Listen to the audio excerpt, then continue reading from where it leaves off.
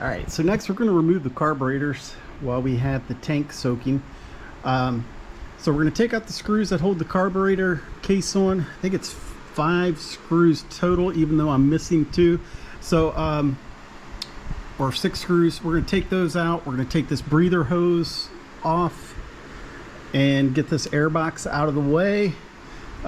Looks like we'll probably have to remove the coils. Also, I'm thinking that we take these bolts out. It'll probably just sit back.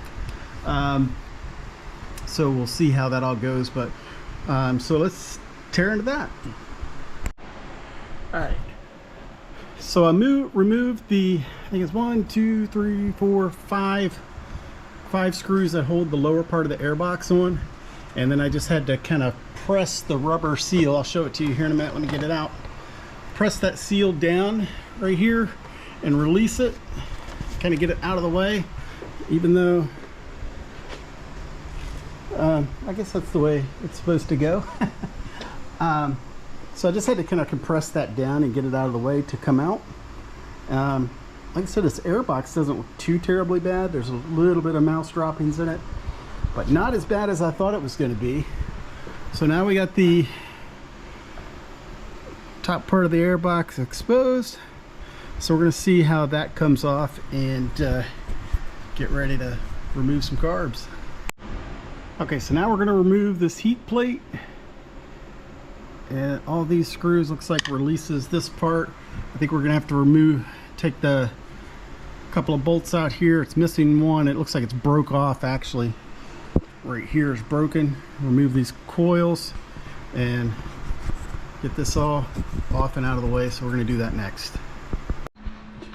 All right, got the carbs out, disconnected. Here's the throttle cables.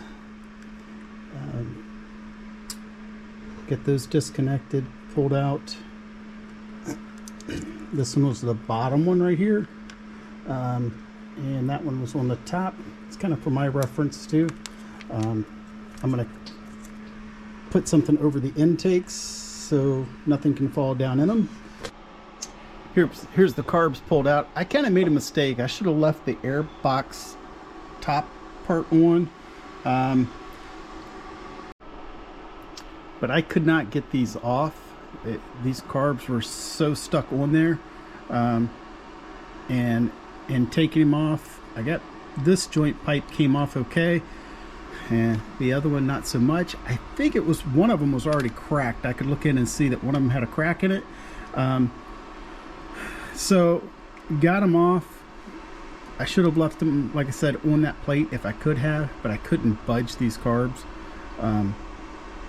So I'm going to get new boots for them. Hopefully I can get the crossover pipes and we can get that taken care of. But here's the carbs out. I'm going to start tearing them apart. I kind of got to keep a list here of the I want to get the numbers of the jets and the pilot set screw and any other information that I need on this. I can write it down so I can have it for each carb. So I'm going to start tearing these apart. Alright, I just want to take a little video of how everything is together on these front 2 carbs, if I can get it. See how that comes down. This front one crosses back here to the back one. And over to this one.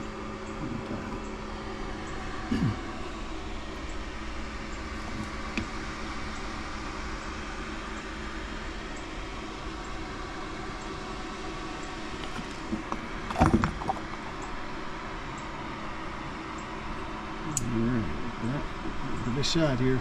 All right, the first thing I took off, if you can hear me over my air compressor, is this top choke cable off of the number 2, the number 2 carb. So got that loose. Now I'm looking down here, and it has a little clip here. You can remove it, and I think that's where I'm going to take it off at, right there, and have this one totally separated, and then we'll work on the clip and everything on number 1. Okay, here's number 2 off. Here's the shaft. It has a little bushing that goes on it as well, and I just put all those little parts down in this little container. So this one is totally apart. Well, apart from the assembly. Okay, so I don't work on motorcycles every day or get a chance to come out here in the garage and work as often as I'd like. So what I'm going to do is do little things to hopefully help me remember how things went. And that's one thing I do with these videos. So I'm going to take a piece of tape and put on this little connecting rod here for the choke and everything, and I'm going to label it which carbs it went to so it's a little easier to remember. And you know, like this one that goes from 1 to 4 here, I want to remember how it runs, and this one that runs from 3 to 4 and 1 to 2, just so it's a little easier.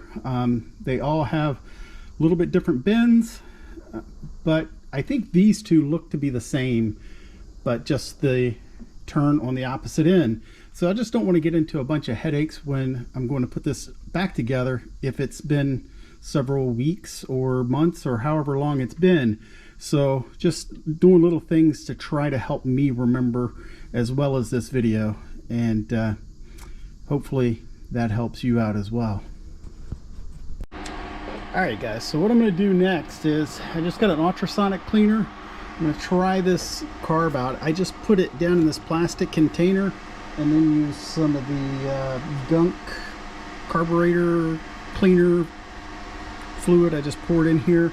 So I'm going to set this down in the ultrasonic cleaner in this container. I don't want this cleaner getting all in. I'm just using water in the ultrasonic right now. So I'm going to blast just the whole carb off, let it soak for a while. Maybe it'll help break some of these bolts loose, some of these screws and things loose. I don't know when the last time this carb was taken apart, if it ever has. So I just want it to soak a little bit in there, and we'll try it then.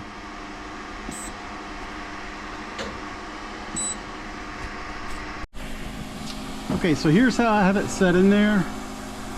I've read other people say they do it this way so that you know, they don't just get the tank all disgusting, and the ultrasonic waves should go through the plastic and clean this part. So we're going to try it out. We're going to let it run for 15 minutes and see how it'll do.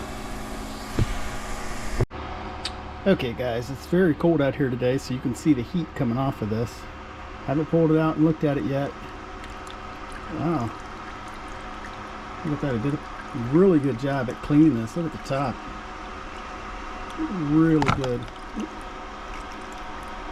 So I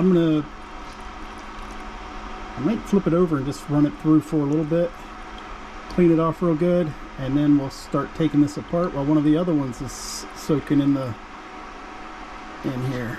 So hopefully that'll help us get these bowls off a little bit easier. I'm sorry, get the bowls off a little bit easier, and don't want to strip any screws or anything. Alright, so I'm going to do the same thing with the next one. Alright guys, you can see how nice it came out of the ultrasonic cleaner. Did a really good job cleaning it. This is the first time I've used it on a carburetor, and man, it looks really good on the outside. So we'll see how good it cleaned on the inside. I know these carbs sat for years with fuel in them, so I'm kind of anxious to see what it looks like on the inside. I'm going to spray this outside off with just a little bit of water and a rag just to wipe it down to get this chemical off of it.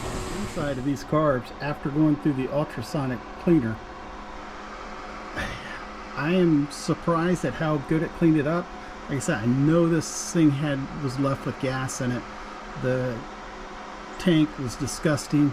I'm sure these carbs were disgusting inside before I did this. I should pop one apart and look at it before doing this, but man, I'm impressed with how clean this thing is inside. I'm going to blow everything out, clean everything real good, check the floats, and I did get a rebuild kit, so I'm going to replace, check some seals, and put things back together. So yeah, pretty clean inside. One thing I forgot to say was I just wanted to show you this carb after running it through the ultrasonic cleaner. This was the last carb that I had, and I didn't dip it down in the ultrasonic cleaner first. I took the float bolt off of it to just check it, and they were actually very clean inside. Somebody, I think, must have drained these, but they were just sitting so long that the float bowls were leaking, and you know, so that was probably why I had gas pouring everywhere. But so yeah, I just wanted to tell you that they were clean inside, but I went ahead and ran them through the ultrasonic cleaner, and it made them look really good. I'm really impressed with the ultrasonic cleaner because they were pretty dirty on the outside, but I took them apart, ran them through as they were in pieces, put it back together, and it did a really good job. I'm real happy that I picked up the ultrasonic cleaner. Here's the one I got. It's a cheap one off of Amazon.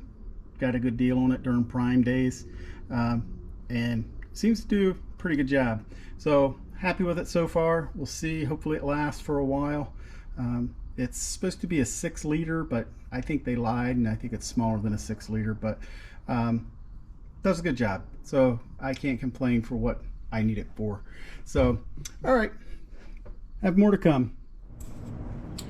All right, guys, I got the carburetor back on this VF750F, and I lost some of my video, and I've had a terrible time with GoPro here lately. About ready to give up on GoPro, but I did get the carburetor back on, and when I was rebuilding the carburetors and getting them all put back on the rail, I lost all that video of putting it all back together, and I apologize for that, but I wanted to finish this video out on the carburetors on how I got them back on the bike.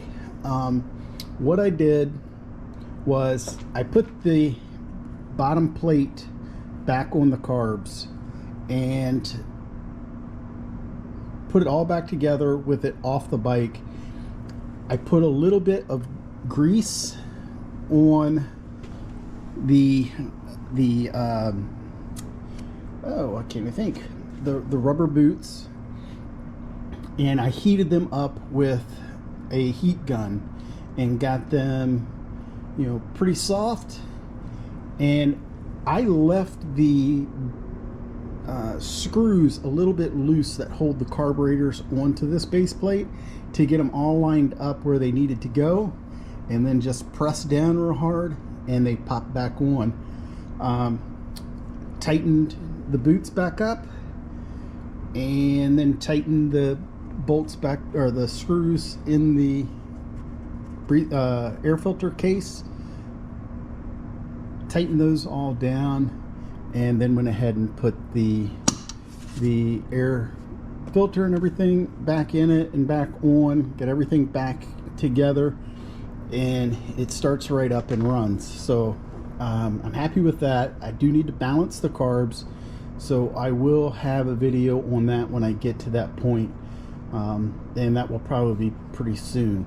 So I apologize for losing the video, but it was pretty, once I figured out the new pipe joints, how I put those fuel pipe joints in, and I had that on the video, but like I said, I apologize for losing it, but we're all back in. I did get the fuel line pressed back in, and everything is working. So hopefully soon we'll be getting the tank back on it and be ready to put this bike back together and test it a little bit more, and then see if there's anything else that we may have missed and get it back together. I'm going to try to work on, I have a video on adjusting the valves. I'll have that up soon, and some of the other parts of this bike that was done. So thanks for watching. Sorry I lost that video. I will definitely say get you a manual. Whoops, hold on, hung up. Get a manual. It definitely comes in handy. I was able to happen to go to a motorcycle show and somebody had the manual there, picked it up for $5-10. I can't remember how much it was, but it has, this one looks like an actual shop manual from Honda, and it had everything broken down really well on how to put the carbs back together. I don't here's idle speed and things, but definitely get you a manual, follow that manual, and it will definitely help you out. So for now, I'm going to end this video here. Thanks for watching. Please like, subscribe, share the videos. That really helps, and we'll have more to come on this VF750F.